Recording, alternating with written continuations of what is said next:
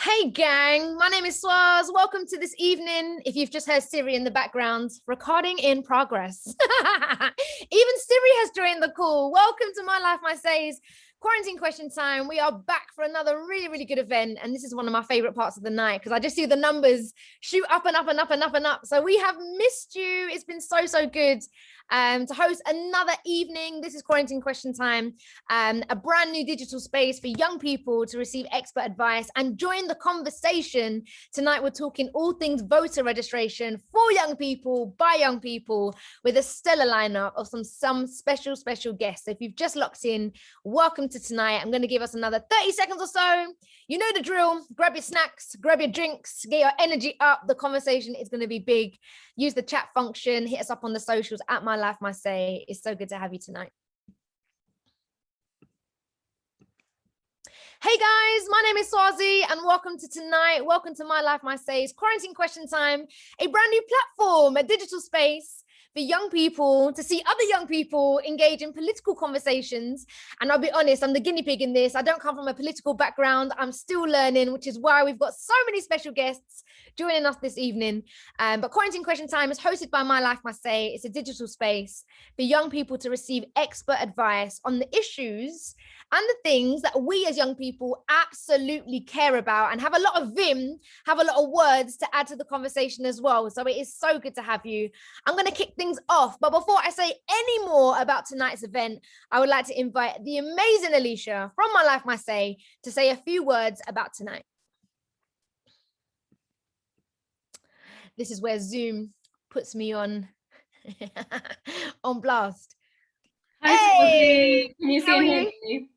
I'm good, thank you. Thank you for the amazing introduction. First of all, I wanted to say thank you to our incredible participants today. We've got such an amazing panel and I'm really excited for the discussion that we're about to have. I also want to say thank you to everyone who's joining us tonight and tuning in to listen. We're My Life, My Say. We're a non-partisan political charity. We exist to amplify the voices of young people, especially those from underrepresented communities. During the pandemic, we've managed to successfully engage tens of thousands of young people. We've hosted some incredible speakers, such as Sir Keir Starmer. We've had Sir Ed Davey, leader of the Liberal Democrats. We've had some really great speakers. And this event tonight is all about our post-National Voter Registration Day project, how we're going to get everyone involved in elections and voting in elections. Our NVRD was really successful. We successfully managed to engage, I think it was about 565,000 young people across all our social media platforms. We also managed to engage through our Instagram Live content. I think it was over 11,000 young people and overall about 85,000 people registered to vote on the day. So it was a massive success and I'm really looking forward to hearing this conversation tonight and hearing what everybody has to say. Amazing. Thank you so much, sis. Always good to have you. And as Alicia said, we've had such great engagement from you as young people who's been following the trend and getting involved in the conversation. And tonight will be exactly that. We have got some amazing guests joining us, a very diverse and exciting panel, an inspiring group of young people, from politicians to journalists, influencers, activists, and campaigners. They all come from different backgrounds, but what unifies us is the belief in power of living in a democracy and understanding that voting in elections is among the most powerful actions we as young people can take. It is not above us. It is not above me now. It is part of the conversation and we need your voices. So I'm going to go around and say hi to my very incredible panel. I'm going to start off with Nasha. I want to say hi, sis. It's good to have you. Let us know who you are and what do you do? Hey, my name's Lanasha. I am a content creator. I studied economics and politics at uni. Oh no, cliffhanger. Am I there? Right? You're back in full form, but you got to rewind. Okay. You got to take us back to content creator and I studied economics and politics at uni, and then I went into the civil service, decided this wasn't for me, and I said, okay, let me do some influencing. And I've been doing all things Gen Z since, like beauty representation, fashion, politics. I have like massive rants underneath my posts all the time. Amazing. Thank you so much for joining us tonight and giving up your time. We're really excited to hear from you. I'm going to jump over to someone who absolutely cares about voting rights, and when it comes to the environment, he is hot on this topic. Saad Ahmad joins us again. Hello, sir. How are you? Hello, Swazi. I'm doing great. Nice to be here with you all. I'm Saad Amer. I'm the co-founder of Plus One Vote, which is an organization dedicated to getting out the vote and improving the representation of young people and people of color in our democracy here in the United States. So hi, all y'all British people. Nice to be here with you. I'm also a climate activist, have worked with the UN and worked on different policies in Congress. So all about saving the world for us and for getting out those voting rights. Thanks for having me. No, thank you. I love your speech, man. And you thought, in case you thought we weren't going global tonight, we're going global. We got started on the call, so I'll take this any day of the week. It's good to have you. Let's do it. Stephen's joining us as well. Hi, Stephen. Let us know who you are. What do you do? Hi, amazing to be here. What an awesome group of people. Privileged to be a part of it.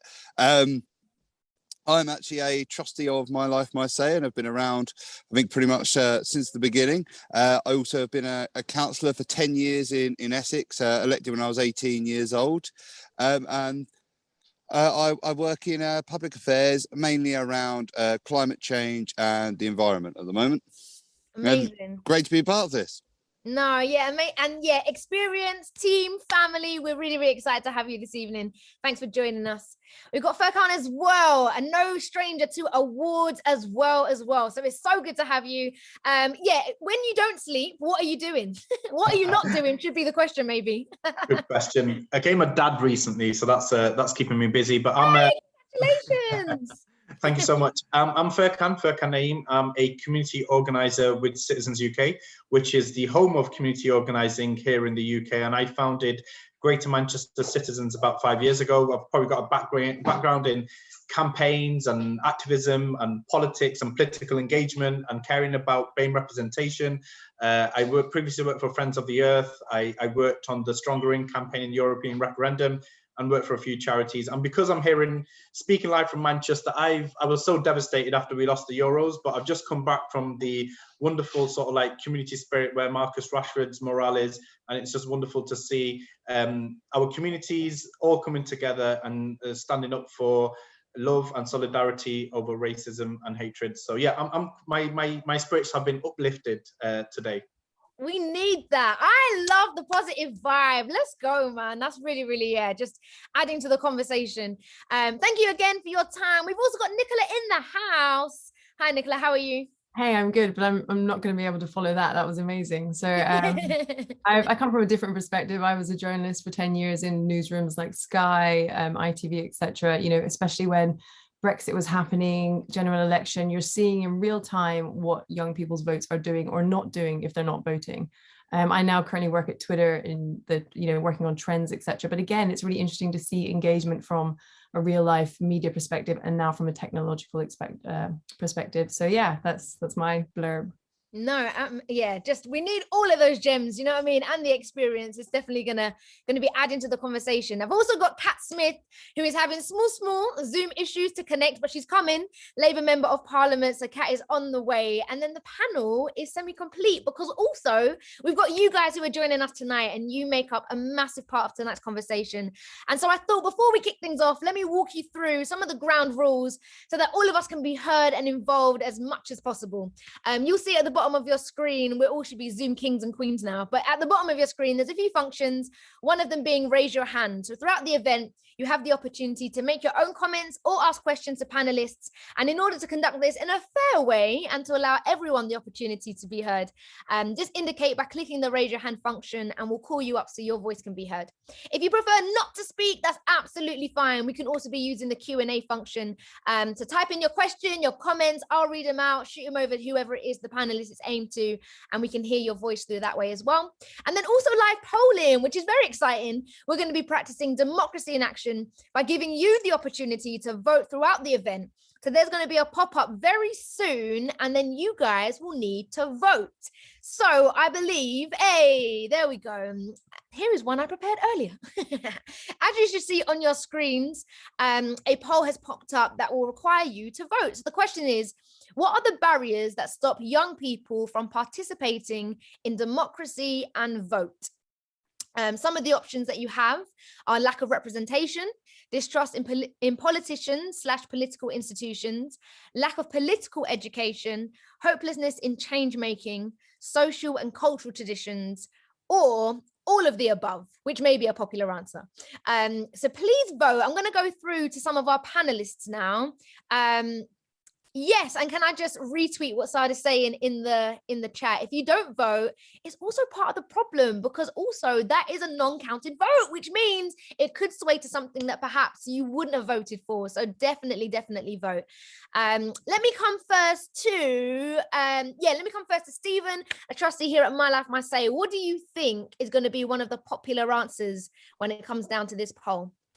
Well, I think one of the obvious ones will probably be all of the above. But, you know, to dig down a bit further into that, just having flicked through the options you've got there, I think one of the ones that stood out for me was, I think it's something like hopelessness about actually seeing some change. Mm-hmm. So I think far too often we've seen politicians try and offer something to young people, or make it sound like they're going to offer something to young people, and they never actually deliver. You know, we saw it with all the political parties. As it comes up to an election time, they'll stand there, they'll make a series of promises. They'll often be things that actually are quite silly, quite little, and not actually the changes that we want. There, you know, oh, we'll give you a rail card, or, you know, we'll make bus fares cheaper. We do this, which obviously are all important issues, but there are much bigger issues and much more important things that young people care about, and those never get spoken about. They never get addressed, not in the same way the issues that the sort of 45 plus is addressed. You've only got to look at the past few weeks. You know, young people are facing a mental health crisis at the moment. Young people are facing a university crisis at the moment. There's a whole load of issues facing young people. Are we talking about them? No, we're not. We're talking about the triple lock for pensions, and we're talking about, should pensioners get more money? And so I think one of the big ones that stands out for me is that hopelessness about actually ever seeing some change, and actually ever seeing evidence of something changing from your actions, which I'm sure does put people off of voting. I know it would put me off. Yeah, absolutely. Not being heard, not feeling as though you're part of that. Yeah, so much there. Thank you so much. Nicola, I see you nodding, and just given your background in PR and comms and everything, what are some of the headlines when it comes down to young people and maybe not being as involved in voting as we would like to see? I think it comes down to distrust and mistrust. I think we've seen, and I see this now in my role in tech, misinformation, disinformation. This is a big issue for us now. I mean, we saw with, you know, the Conservative Party and the NHS and the Boris bus, etc. They will tell you something and then they will not fulfill it, or they will tell you a lie to get your vote and they will not fulfill it. And I don't think that's an exaggeration anymore. I think we've seen it with the US, and we've seen it with Trump, and we've seen that people are basing their voting on lies, and then they're disappointed. And once you've been burned once, you're not going to go back to that. I also think we'll come on to it, I'm sure, voter identification. The government are actually putting things into place which are meant to dissuade young people, or at least, you know, encourage people from certain political parties to be able to vote. I mean, a big issue with voter identification that we'll come on to is if you're a young underrepresented person, if you are trans, if you are a young person of color, you are less likely to have, in some cases, identification to show. How are you meant to vote then? So I think that is something we need to discuss today, because we can still do something about that. Absolutely. And just because you mentioned Trump, let me get the international angle then. Let me jump over to Saad and just, not that you're friends with Trump or anything, not trying to imply that, but also what is, from your side, are there any things that you think, actually, we're not that far apart, no matter where you are in the world, voting and young people, they should go hand in hand. But from your experience, is there anything on that poll that you think, I definitely think young people would say that's a barrier to being part of that conversation? Oh, for sure. I mean, personally, not that I'm supposed to vote in UK elections, but I did vote for all of the above. You know, and I think because the issue of voting, and when it comes to young people being represented, I also want people to not think that the fact that young people don't vote at the same rates as other populations, that's not a coincidence. That's not an accident. That's not a flaw. That is actually a feature of the system, a system that was very much designed to keep our voices as young people or people of color, minorities, out of the mainstream typical conversation. And when our politicians and elected officials don't speak up on our issues, it's not an oversight. They're very well aware of the issues with education or mental health or climate change or whatever. But oftentimes those issues go overlooked, so that way politicians don't have to address a new voter base, a voter base that tends to be more progressive, wants more change, wants things to happen on a much faster level, you know. And as we see the world revolutionizing before our in our whole lifetimes of just seeing how digitized everything is becoming, and seeing that so often those things are just completely ignored out of our political discourse, and that our elected officials are like so old and like literally couldn't even tweet themselves if they wanted to. And when they do, we see how much they like basically cause chaos in the whole world, as is really the case in the American democracy and Twitterverse over here, you know. And so I think it's important for us to understand that us feeling like, oh, they don't represent us, or, oh, I don't feel like they're changing things, that's not an accident. And that reality isn't going to change unless we show up in record numbers and vote in these elections to fundamentally change the system and force the politicians to follow through on the commitments that they're making, or force them to actually make some commitments in the first place. Yeah. Absolutely. I can just see Kat's joined during Sa's TED Talk there, so you've come at a very good time. I am going to come back to Linasha and Furkan real quick about representation, but welcome, Kat. Thank you for joining us. I hope Zoom is working in your favor. Thanks, Fuzzy. I clearly had like an old link, so I was sat there for like, I was very patient, like 20 minutes of this. I hope they let me in. No, it's really good to have you. Give us a little bit of a bio. Who are you? What do you do? It's so good to have you. Oh, thank you so much for having me. So I'm Kat Smith. I'm an MP. I'm a Labour MP representing the Lancaster and Fleetwood constituency. I'm also the Shadow Minister for Democracy and Young People, which is why I'm particularly excited to be saying hello to you this evening. Would you like me to say a little bit more than that, Swazi, or shall I? I feel like I've missed like the beginning important bit of this. No. I'm going to come back to you actually, because we're talking about young people and some of the barriers that young people face towards democracy and voting and how to be part of all of this. So bear with, I'm going to come back actually and ask you my first question.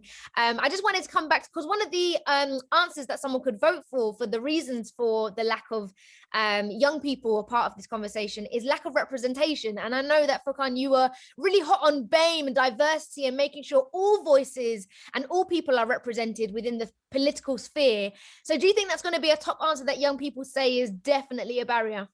Yeah, absolutely. I think representation is so important when it comes to engagement. I'm just thinking about myself as a young person growing up and specifically about education in schools. And I think that's where it starts, as in like I had very little political knowledge. I didn't know anything about the political parties, the political system. And it was only later on when I went into universities and I found that I had a passion for these things that came through. But by that time I was like 19, 20, 21. But all these other people, my counterparts, if you want to call that, they had so much education growing up from families and peers and stuff like that. But that's why I think representation is so important, especially among the BAME community, because we actually feel underrepresented. We feel that politicians take our votes for granted. So very similar to what young people feel as well. But the main thing is engagement. Engagement is so important, but more so than engagement, I think, is accountability. And Asad touched upon this. If we don't see our politicians actually honing in on those things that we've, demanding from them and holding them to account, that's when we'll take them seriously. So accountability from our politicians, holding them to account, and that can only happen when they feel that actually these block of voters, these young people or people from underrepresented minority communities, they are really important because they're organized. And there's a quote that I just want to say, which is, power is not only what you have, but what an opponent thinks you have. So it's really important that those people that you're trying to engage, the politicians, actually think that this big block of people, they're really important, they're organized, and they have the power to take us on as well. So accountability, representation, and engagement. Oh, amazing. I think we could just wrap there, No, I'm joking. It's just so good to see how all of us are weighing in and actually agree across the board, which means there is a real need for something like this to happen because it enables the conversation to push forward. Just to remind anyone who's just joined, welcome to My Life, My Says. Next quarantine question time. And if you do want to share your thoughts, your stories, please let us know in the Q&A later on tonight or in the chat function as well and direct your questions. And before I come back to Kat, Linasha, I just wanted to come back to you, sis, and say, what would you think would be the number one barrier that young people would say faces them when it comes to democracy and voting? I would say it's the fact, well, I think the one biggest thing is the fact that we don't see ourselves represented, but not only the fact that when we are represented, it's by people that don't like have the same values as us. For example, like people in the foreign secretary, or like someone like Priti Patel. Like I mean, I see her as a brown woman, but I don't see her as the same as me, and I don't see her voicing my concerns. And I feel like that's the issue here. I feel like, yes, there might be some representation, but like it's not true representation of the marginalized people. That's what I would say. Yeah, we're not monolith, right? Like we don't all have the same experience. No. There's a diverse range of diverse people and also diverse experiences that need to be represented across the board. So yeah, an absolutely valid point. Thank you so much. Kat, I'm going to come to you and kick off our first question, really. So the first question I wanted to ask all the panelists, and starting with you, Kat, is youth voter turnout in the 2020 US presidential election increased by 11%, the highest since 1972, whereas it decreased in the UK in 2021 with the local elections. And I guess we just wanted to tease out what could some of these reasons be. So we've just held the poll, and thank you so much to everyone who's voting. We're going to come back to the end of the event and show those results. But for yourself, who's in politics and got that background, what would you say would be some of the main reasons for why there was a decline in voter registration among young people? A decline in voter registration? Or voter turnout, because I think they're kind of two slightly different things. Or both, actually. Yeah, let's jump in first with voter registration. Okay, so like in the British electoral system, you have to actively register to vote in an election. It doesn't have to be this way, by the way. We can change this. I would argue that a better way of doing voter registration, frankly, would be to have an assumption of being registered, so an automatic system. It happens elsewhere, and so there's an assumption by the state that you would want to be registered to vote. The data is all out there, HMRC, DWP, DVLA, we know who is eligible to vote in elections in this country and where they live. So we could start with an assumption that everybody wants to be registered and you can opt out. That immediately would, I think, include an awful lot of the missing 9 million electors in this country onto the electoral roll. So then you don't get to polling day and then turn up and realize, oh, I can't vote, I'm not registered. And I think that's one of the biggest hurdles, because actually registering to vote is admin. And let's face it, we don't like admin. None of us like admin. I'm a member of parliament. I hate admin. Life admin is so dull and boring. And, we can cut out a lot of this. And then if we have automatic voter registration, at least it gives us a fighting chance to get more people like partaking in that democracy, getting excited by it and voting and taking part. So that's the first part of the problem, if you will. And then the second part is when young people are registered to vote, what are the things that might hold them back? And I think the biggest one, and certainly it's borne out in quite a lot of academic studies, is a lack of knowledge. And it's not necessarily that the polling station's too far, you got to cross a busy road. I mean, these things can have a minor effects, but the biggest thing by a long way is I don't understand. I don't know what will happen when I go into that polling station. I don't know the difference between the different candidates and what they stand for, or I don't understand the voting system, or I just don't really know what these people do. I'm voting for councillors. Well, how does that affect my life? What does it do? So that's actually an issue of political education. I'd argue it's not a young person's issue, and it winds me up a little bit when we talk about political education as something that's just what young people need. I, for fun, knock on people's doors and ask them about politics because I'm a politician. I go and canvass, and I can find voters who are in their 60s, 70s, 80s, probably in the hundreds, not many of them, mind, who will say, oh, I don't vote because I don't really understand it. And it irks me a little bit when we get an assumption that it's young people that don't understand politics, because I think it's actually a much broader problem around understanding where power lies. Yeah. What does my councillor do? What does my assembly member do? What does my MSP do? What does my MP do? And how does that all interact together? And if we understand what we're asking people to take part in, you're more likely to want to take part. So that's political education. We can do that through schools, through youth work, and actually we need to do something a bit broader in society, because as I said, it is not strictly a young person's issue. Yeah, absolutely. And to your point about asking questions, even the last time I voted, I said to the invigilator guy, I'm sure that's not what they're called, but I was like, why am I voting in pencil, bro? Like, why is this not in pen? How do I know you're not going to rub it out? And I thought I felt so silly to ask this question. He was like, oh, that's a really, really valid question. And I just think those are some of the conversations that whilst you're voting, you're having, but you don't really know where to go.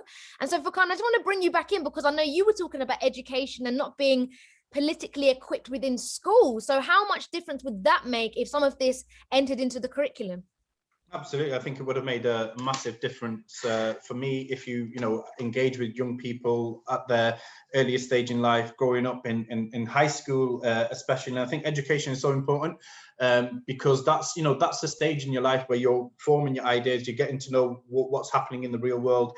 And I think the most, I think why there might have been a lack of sort of like participation. I think number one, young people feel that they're tokenistic, that votes really don't count, they don't get listened to. But the other thing was about, I think there's just been like so many elections that have happened recently, Brexit, and then general election, and the local elections. I think so for young people, it can get a bit daunting, like especially if you've not been involved in a political process. There's like elections coming at your left, right, and centre. So education, actually, this is what local elections are. This is what your council leader does. This is what your 3 local councils are. And that's really important as well. And the last thing about sort of like engagement and why education is so important, and I know we've got some influencers and I love social media. Sometimes young people just think that if they're active on social media, that's their political sort of like education done. But sometimes that can be a really big bubble that we live in. What we real need is education through the school system, working with the education department and saying that we need this in the curriculum for young people, so when they leave high school at the age of 16 and they go to college, they're in a much better place and got a great understanding. And it's not just refined to social media and Twitter, but they've got some real life understanding of the education and political process. Yeah, absolutely. So I'm coming to you very soon to talk about National Voter Registration Day and how it's an actual public holiday in the US, and then coming back to Nicola to ask a similar question. But Linasha, I know you're big on socials, like to be an influencer, to be a blogger, but how much do you learn through socials, and is that a viable tool now within circles and social media? Like lots of us are flocking to social media as opposed to traditional methods to find out the news and what goes on in terms of the voting world. I would say it kind of depends. I feel like social media is more like a tool to like enhance and empower and show that like, hey, my voice matters, etc. But the actual foundations of actually learning actually should come through schools and education. But I feel like social media is good, but sometimes like there'll be like lots of misinformation again, and people will just post like infographics and things like that kind of just like just like kind of show, I guess, seem like they kind of know what they're doing, but they're not really reading, they're not doing the work themselves, they're not going and say, hey, I'm going to buy this book because I know what this X, Y, and Z, this is what this means. I'm going to learn about abolition, I'm going to learn about what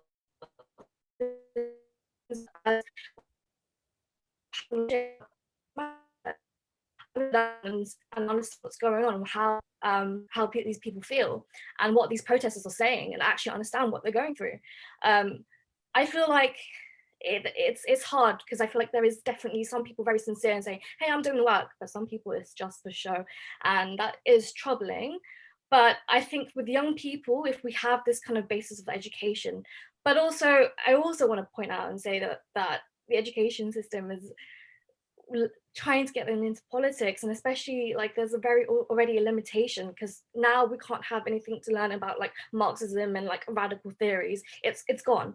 We're not allowed to do that. And that in itself is already a limitation because when I learned economics at A level, obviously we had like the classical econ and like neoclassical, etc., Adam Smith and all that, but it was only until university when I started reading more like someone like Angela Davis and understanding like Francis Fanon and really understanding my beyond like this like framework and this closed like, hey, this is what you're going to learn, this is what you're going to see, you're not going to see anything outside this box, and it's up to you to go beyond that and learn, and that's sometimes really limiting because someone who's from low income, who's BAME, etc., don't have those resources. Where are we going to go and find this? which is also why it's important to join like organizations and reading groups that, you know, provide like a PDFs and say, hey, let's read this book about Frantz Fanon, and let's engage and talk about what does it actually mean? What does he say? But yeah, that's a long-winded. No, I actually wanted to pick up on the point about learning what's come before, because surely then you'll know not only what to expect going forward, but not to rewrite the mistakes that we've already made. Like, you want to move forward in the conversation. And quickly, just wanted to ask Nicola, how do you distinguish real news from fake news? Because that's a big thing among young people. So much is on social media, but how do you separate out what to believe and what to follow? So I found, you know, I've always worked in a misinformation capacity, trying to debunk things, and I do that currently. And the problem we have now is, regardless of what your political leaning is, you really should be reading everything. You know, I don't just read, say, The Guardian. I read The Times. I read The Sun sometimes, just to understand what the rhetoric is, because I remember being in a newsroom and being certain that Brexit was going to remain, and then we all watched as the clock just went the other way as they went up to different regions, and it made me ashamed to think that there were newsrooms of, you know, North London white people who had no clue what was going on, because they're not connected with that, and the only way you're going to find out what's going on is by reading different sources. I would also say, never believe everything you read. I fact check everything. If I read something by someone, I then go and find out, who is that person? What have they written before? What are their political leanings, etc. I know we can't all do that all the time, but I think checking your sources, and also checking lots of different sources. Don't just get your news from social media. That's ignorant. Don't just get it from one place. Let's try and be diverse in where we're reading things, and also different experiences. If you're just reading a bunch of, you know, 60-year-old white men on certain topics, you're going to come away with the views of 60-year-old white men, and that's not helpful for anyone. So I would say biggest advice is read diverse sources, even if you don't like them. There's a load of news channels, even new ones that have popped up, that I feel physically sick watching, but you've got to know what the narrative is, because otherwise you can't educate yourself to what the opposition or what other people are thinking. Right. Absolutely. And that's what I love about My Life, My Say. We welcome everyone. It's not about agreeing politically against the whole board, but actually it's empathy and understanding one another. And that is also so huge, to just, not just moving things forward, but to be understood yourself and know what you agree and disagree with. We have to talk about National Voter Day registration. It's such a big conversation, such a big topic that so many of you guys have got involved with. And I can see the questions coming through in the Q&A. I'm about to kick off the Q&A very soon. But National Voter Registration Day has gained so much momentum in the US ever since its establishment as a civic holiday. So Saad, I want to come to you and ask, what was that like in the US? And from your perspective, how did that change the conversation among young people? Totally. So great question. National Voter Registration Day is very much headed by an organization of the same name called National Voter Registration Day. And they are sort of a powerhouse in organizing. They'll put together all these different partnerships between corporate partners, you know, different organizations from the civic engagement space to social justice organizations to literally any facet of society, celebrities, influencers, you know, Facebook or Instagram, Plus One Vote. My organization is an official partner. You know, and so bringing in all these different facets of society to come together on one very specific day is a really good marketing tool, because it kind of forces everyone everywhere to be writing about it, tweeting about it, posting about it, and all that energy kind of builds together. You know, National Voter Registration Day, the organization sends out these cute posters that I have behind me. They sent us these cute little stickers as well. Everybody loves stickers, you know, and for Plus One Vote, what we did for our National Voter Registration Day event last year, ahead of the 2020 presidential election, we partnered with Climate Reality, Al Gore's organization. And so I got to do a 30-minute awesome conversation with Al Gore, talking really about, you know, climate change issues, how that affects young people, social justice, and kind of put together this big event to rally a bunch of young people and, you know, to connect a lot of the rhetoric and a lot of, I think when we look at you know, especially what was happening in the US, but also everything in the UK right now, there are so many issues that are deeply, deeply important. And as someone who has a climate change background, that is sort of like, could we be doing literally anything less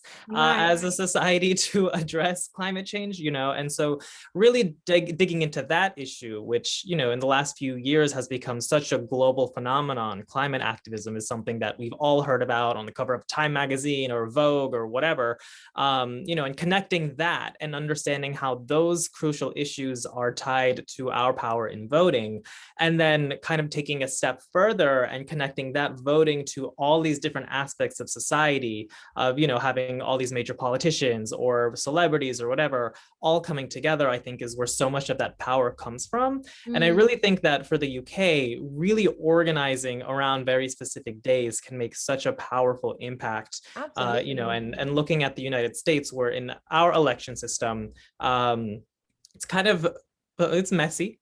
Right. I think it's no secret that our election system is messy. We have coups at our Capitol building, all sorts of craziness, you know, but one big issue that we have in America is that voter registration deadlines vary state to state. You know, so some will be, you know, a week before the election, some don't even happen. You know, you can register on election day. In New York, where I am right now, it's like 30 days before the election. And so it varies. And so National Voter Registration Day strategically is before those deadlines, and it sort of extends people's mindsets on when can I register to vote. So by putting National Voter Registration Day, and then all these deadlines come up right after, it sort of gets people talking and understanding like, hey, I need to register to vote. Here are these deadlines, and here are these links or resources to be able to do that. Yeah. Absolutely. Yeah, I think you guys are definitely ahead with setting a day. And yeah, I get, for anyone who wants to understand the US elections, we've actually done videos and special guest panelists to wrap my head around, let alone everyone else who's joined.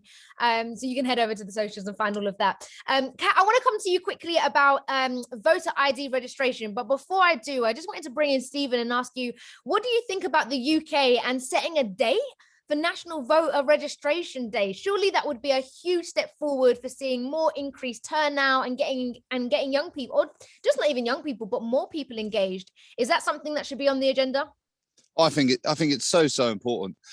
One of the stories that I always remember when we talk about sort of getting more young people to vote is I remember, you know, being a very cool young person and volunteering to help out at elections. And I remember being there on one of the polling days. This is back when I was sort of 13, 14, and we were watching the postal votes come in. And these postal votes were predominantly from sort of 55, 60 plus year olds. I remember turning to the one of the people next to me we were counting those, looking at those coming in, and he turned to me and said, we don't need to look at the pile over there of the people that have voted today. We just need to look at these postal votes, because on those we already would have won this election. We decided this election 3 weeks ago when they posted those. And that was such a heartbreaking thing to me, to think that, you know, essentially these people that were running to election to sort of represent our country were essentially disregarding a whole huge bulk of votes, because they knew that the people that they wanted to vote, the people that they've made sure had easy access to voting, the people that they ensured would be reminded and constantly reminded to vote and get their postal vote in time, the people whose doors they literally knock on to make sure they've taken their postal vote, they knew they were making sure they'd vote because they knew they'd help them win.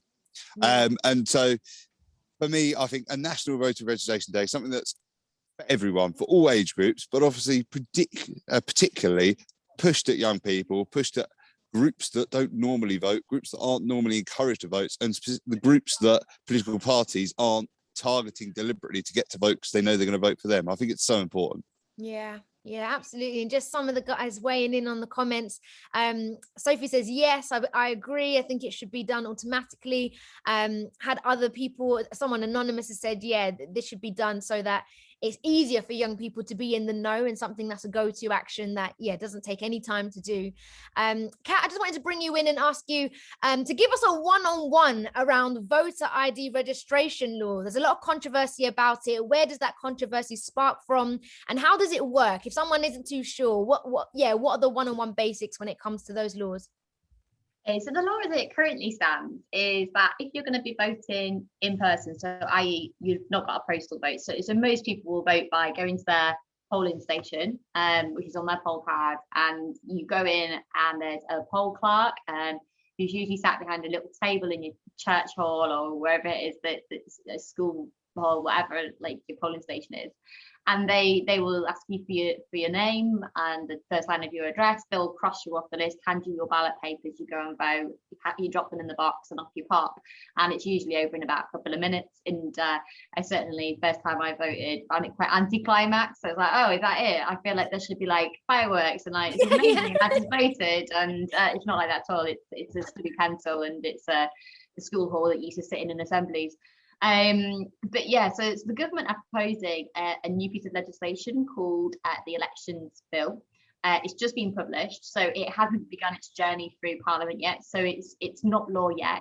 But the government are proposing a requirement to show photo ID if you vote in a polling station. So not for postal votes, so it'll just be for like if you turn up at your polling station, you'll have to show passport or driving license or something to be able to vote in elections. Mm-hmm. The government would argue, and I'm trying to give this in the most sort of neutral way possible, like the government would argue that it's to combat personation fraud, so i.e. someone pretending to be someone else in order to steal their vote. Now that does happen, but it's very, very rare. So to give you some kind of like idea about how rare it is, in 2019 there were 59 million votes cast in elections across Britain, and there was just one conviction for that personation fraud. So it's incredibly rare. You're more likely to be struck by lightning 3 times than be impersonated at a polling station. So I'm not denying it does happen. It's a crime and it's wrong, but it's incredibly rare. So they want to bring in this requirement to show ID. Now it's expensive. It will cost about 120 million pounds across 10 years to, government money on this scheme. And it's targeting a crime which is incredibly rare, wrong when it happens, but incredibly, incredibly rare. I'd argue that money would be better spent investing in youth centres and young people.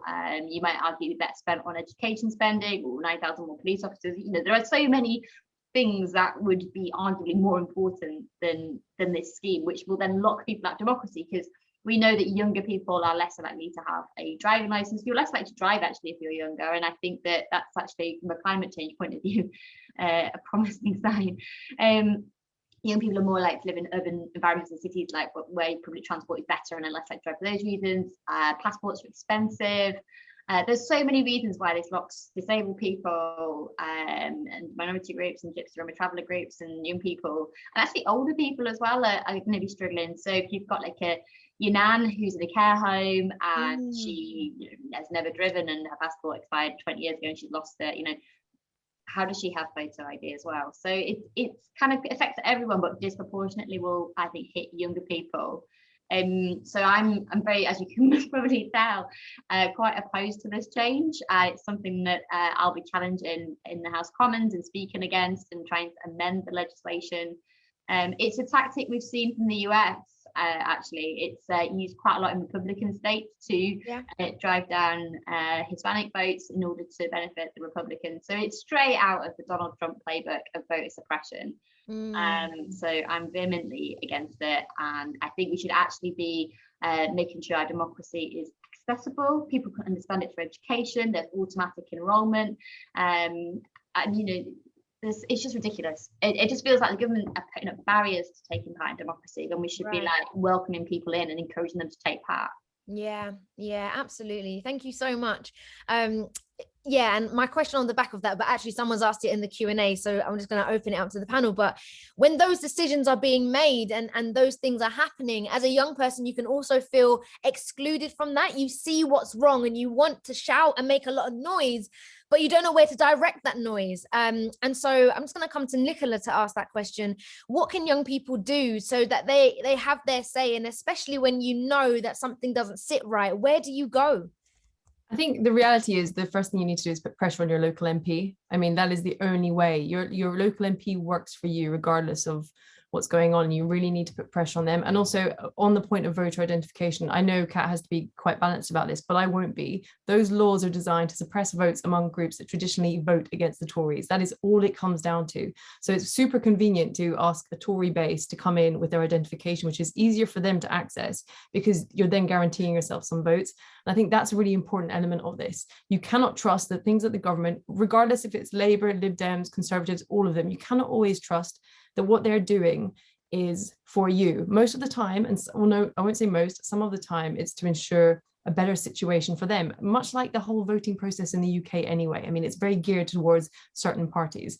So I think and please someone disagree if you do, I would suggest pressure on your local MP. And also social media can be a tool for great things. I've seen amazing change on social media. I've seen tweets going viral, people talking about their experiences, which really put pressure on the government to take you seriously. And I think we need to come together. I also think there's too much division. It's all this team versus this team. We're all one team. Like, this whole world is our world, and we need to do the best we can for it together, looking after the most vulnerable people, which is not currently happening. So I think working together and being sensible and not turning everything into a divisive me versus you, because at the end of the day, it's all of us.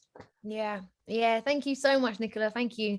Alex is weighing in the Q&A, so let me kick it off with Alex's question, and feel free, open panel, open floor. Alex has got involved, say, surely people would be more likely to vote if we could get the system changed so that all votes actually count. What should be the first step to achieving this? Great question, Alex. Thank you so much for getting involved. Open floor, but Stephen, maybe I'll come to you first. It's a difficult one, that. I personally do think that every vote does count, but that at the moment we're in a place where, perhaps for some of the reasons that Nicola's just said and some of the reasons that have been alluded to, votes from a lot of groups are either being deliberately or accidentally suppressed. And what happens then is, if I'm Mr. Politician and I know that I can just talk to one certain group and keep getting re-elected, and all I have to do is make sure that I keep them happy and I keep them sweet, and I can prevent the other groups from getting that close to kicking me out, I won't be listening to young people. I won't be listening to those policies. So it's why, the onus, I think, actually, depressingly, is on us and on young people to try and push as much as we can to get things like the National Voter Registration Day, to have organisations like My Life Say, to have organisations like we just heard about, the voting organisation in the US, to have those, to push more young people to get registered to vote. Because the only way we're going to change things, either get the policies we want changed or change the voting system so that it benefits us, is if we can be voting, because they're not going to listen to us if we don't vote. Yeah, thank you. And again, still open floor for anyone who wants to take that question, but Abigail is also weighing in. Hi to Abigail, who asks, what can social media companies do and tech businesses do to support voter registration? Linasha, I wondered if you wanted to weigh in on this, for this question from Abigail. I would say maybe like something big like TikTok, which has such a major young Gen Zs, like there's like young people as young as like 7 and 8-year-olds on TikTok right now, creating. And if you have someone like TikTok who has that large young audience and backing that, and having like a sponsored by TikTok, a voter registration day, but sponsored by TikTok, imagine how many people would just immediately flock to go, hey, I'm going to go remember that and vote on that day and register. Yeah, absolutely. Thank you. A question that's come in for yourself, Kat, is someone has asked, I thought it was an excellent point that education on politics should not just be restricted to young people. Whilst we can work with the Education Board to teach young people about politics in schools, how do we actively boost political education amongst adults? Yeah, great question. Thank you. Probably like feeds into the stuff around social media. Like, it's not just young people that are on social media. Like, there are other platforms that are not TikTok. Everyone's parents and grandparents are on Facebook. There are other platforms where the oldies are, where we can obviously like use social media platforms to educate about politics. And there's probably a role for like some parts of the media as well. And I think sometimes the BBC actually does do this quite well in terms of political education ahead of elections. So it's sort of like amplifying that kind of stuff. But can I answer the question that was asked a little while ago about making every vote count? Because I thought it was a really genuine question, because if you feel like your vote's not going to make any difference, then I can see why it is demotivating, and that's not where we should be. I think every vote should count, and I can see it's frustrating for people who support parties where that your party comes third and it's maybe a tight race between the two parties, and you feel like you have to vote for the party you dislike least in order to stop the party that you dislike most winning.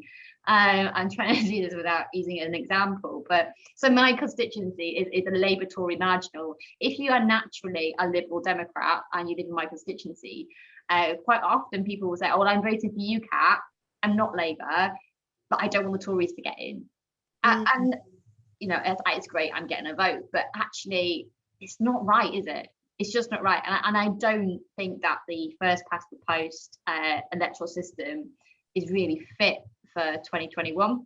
Right. We're in a situation where it's a multi-party electoral system. The House of Commons does not actually reflect the votes cast at the general election. I struggle to defend the current status quo, and I don't seek to defend it. I think there's huge arguments about how you reform it and which kind of proportional system you should use. But the reality is there are political views that are held by a lot of people in this country that are not represented in the House of Commons. And that's just not right. Yeah, thank you, Kat. Thanks for your honesty as well. We haven't got long. We need to revisit the poll that kicked off the event, talking about some of the barriers towards facing young people and voting and being part of the conversation. So we're going to revisit that, and Mete is going to come on to say a few words. So we've spoken about a lot and covered a lot of ground, and I just wanted to go through with each panelist to maybe give the top gem, the top 10 tip or something that's going to be part of our takeaway from this evening on how to increase youth voter turnout. And so Furqan, I know, education was huge, but in case you want to weigh in on any of the questions, would love to know what would be your number one tip on increasing this among young people? I think for me, having role models in society and amplifying the voices of those young people in present time or history who made a difference, and really aspiring to be like them and seeing them making change.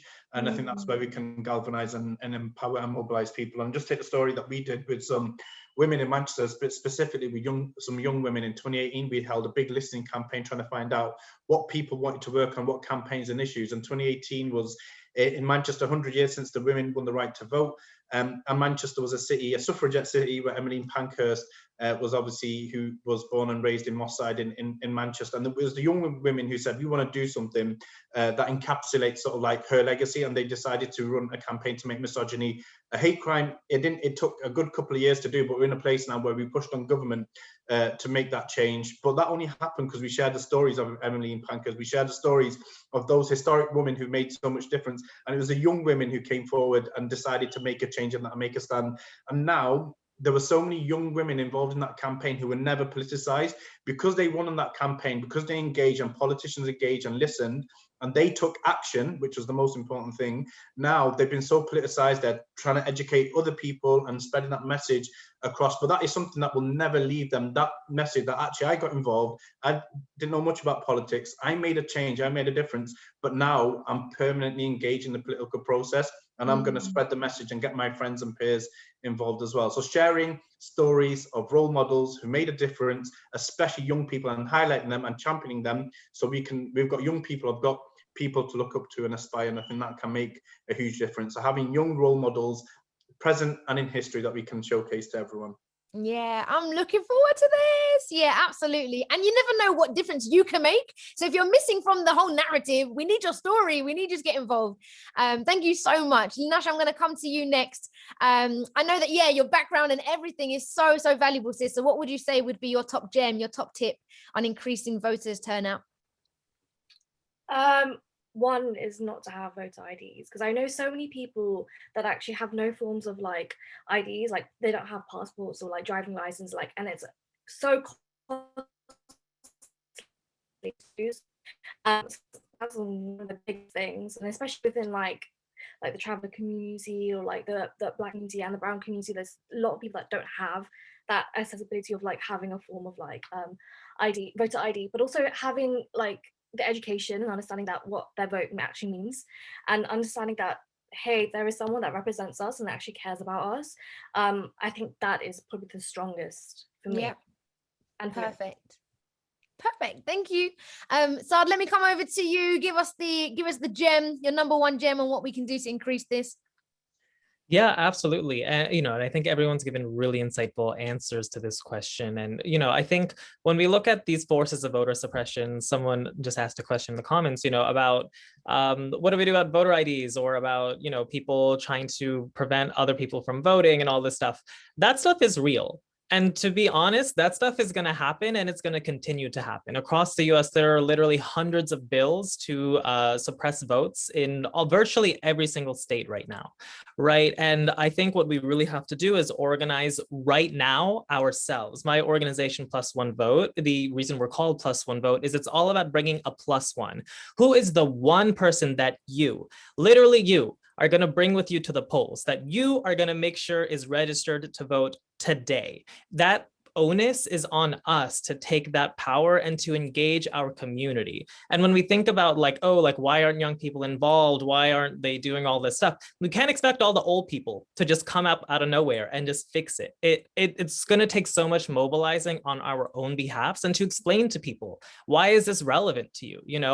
Do people think streets just grow out of the ground and that water just flows out of your tap magically? That we just have bridges and all this stuff? No, it actively takes a real government and a real system to create all that infrastructure, to fight the climate crisis, to install international trade negotiations so we can have the products that we need to live our lives. That stuff all is related to voting. And so we have to empower our community, empower each other, and mobilize and organize to get out the vote. Because at the end of the day, it's on us to make these changes if this is the world we want to see.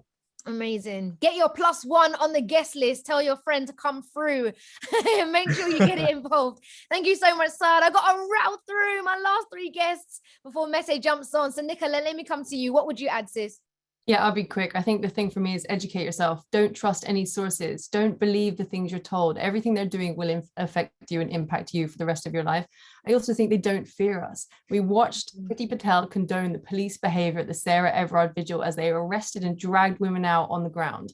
They do that because they don't care. They don't care, and they're not frightened of women. They're not frightened of minorities. We need to make them frightened. And the only way to make them frightened is to educate ourselves and vote and show them why they need to listen to us. So that would be my educate yourself. Don't believe anything you hear until you've sourced it 5 times over yourself, and make your own decision.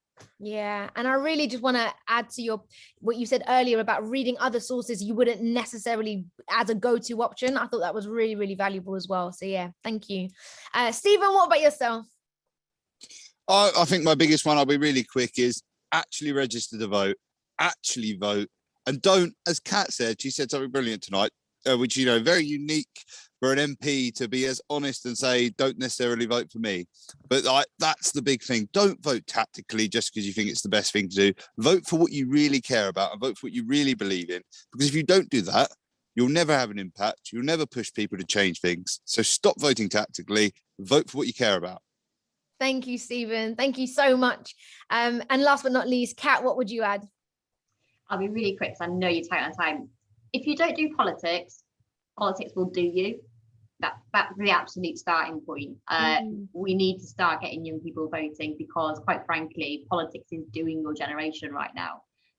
We also need to get young politicians. I don't just want young people voting. I want young people to be elected representatives at absolutely every level. I'm really proud that my city council, where I live in Lancaster, has consistently elected teenagers to the council at every full set of council elections for the last 3 or 4 cycles. But that's taken effort. That has taken, people like me going out and speaking to some our young Labour Party members, in my case, going, look, the council should look like the community that it represents. I do not fear having 18-year-old MPs. 650 18-year-old MPs would probably be chaos and wrong, and we would come and stuff quite quickly. But so with 650 MPs who are in their 80s, do you know what I mean? Like, you need to have that broad range of life experiences, ages. We need to have gender equality, racial equality. Like, we will make better law. That's the thing, is that we will make better laws if our politics looks like the country we seek to represent. Yeah, thank you. And to encourage anyone that's locked in tonight thinking, I don't know where to begin with what you care about. That's how a lot of us have found our own stories and journeys. Follow the rabbit hole of what you care in, and I promise you'll find others on the journey with you. So before I bring on Mete, let me get back to the poll. We were asking you as young people, what faces you as barriers? What stops you from getting involved? In at 37%, hopelessness in change making is a big one. But right at the top with 47% was distrust in politicians/political institutions, which is so why we need so many of your young voice. I know my head is in my hands as well, but why we need you guys to be as involved as you are, to push these conversations and represent your voice in these spaces where you feel there's a lack of that representation, to build that trust back. So yeah, thank you so much for voting. To give the last and final closing words, I'm going to jump in and invite Mete to close out tonight. Hi, Mete. Hey. Just for those quickly, just to say, because I know some of you saw me on camera beforehand, I'm wearing a suit because I'm going out to an event. It's not necessarily specifically for this specific event, but just wanted to say a massive thank you to everyone on behalf of My Life My Say. I know my colleague Alicia very eloquently spoke at the start of the event. Obviously, we embarked on the journey of National Voter Registration Day this year, had some really good successes, reaching over 500,000 young people, engaged with tons of influencers and politicians. Kat was very actually supportive. We had the whole Labour Party, the whole Liberal Democrats and some Conservative MPs supporting on the day. It was actually the most tweeted account on the day. So I think we saw some really good successes, but obviously as the restrictions ease going into next year, hopefully we can make it a much more bigger and better event. Saad, you would have heard it all from Saad, but in America, it's a whole different complete level of beast. We're not going to be able to compete with getting people like Kevin Hart on board, but we're going to try our version of that. But I just wanted to say a massive thank you to all of our speakers for the time today. And thank you to all of you who locked in. Hopefully we'll be promoting the event and the contents of this event after the event as well. And a massive thank you, Swazi, to you. We don't often thank you, but you know, Swazi is a trustee of My Life My Say. She's a Kiss FM radio presenter. It is me doing her introduction now. Yeah. One of the most talented radio presenters, and actually in the last 2 years she's been interviewing, you know, some of the biggest political giants, you know, people like Reverend Al Sharpton from the US, you know, the Mayor of London, Sadiq Khan. You know, you interviewed Sean Bailey as well, the Conservative candidate, but you also interviewed people like the former Secretary of Defense of the US, Secretary Chuck Hagel, John Podesta, who used to work for Bill Clinton. So, you know, soon you'll be seeing Swazi as the new sort of Andrew Neil, the new the group chat is expanding, so exactly. But listen, you sound much cooler than Andrew Neil. Much better version, 100% much better version. But also a massive thank you to my team as well for all of their work to put this event together, and thank you again for your time. But Swazi, back to you. Thank you so much, Mete, for all those kind words, but really handing over to you guys as special guests. This conversation flew by. I'm always like, there's never going to be enough time to have this. So we definitely need round 2 and part 2 to come very soon. But thank you so much, guys. Follow us on the socials for locking in. Keep the conversation going. We would love to have you back next time. And until then, have a good evening and good night. Thanks, gang. Bye. Bye.